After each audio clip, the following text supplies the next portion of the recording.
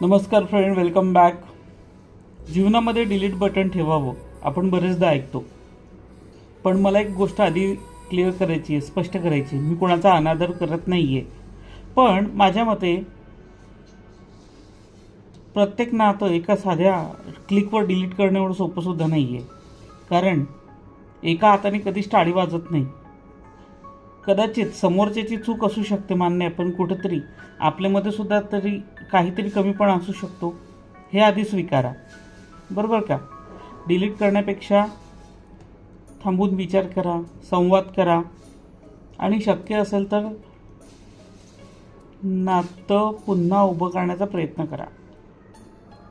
मग आई असो, वडील असो, बायको, मुलं, मित्रमैत्रिणी किंवा कोणीही नातेवाईक असो. नाते तोडणं खूप सोपं आहे, पण नातं टिकवणं आणि पुन्हा जोडणं खूप मोठेपणा आहे. त्यामुळे कधीकधी एक संवाद, एक समजूतदारपणा पूर्ण नातं टिकवू शकतो. विचार करा, काळजी घ्या.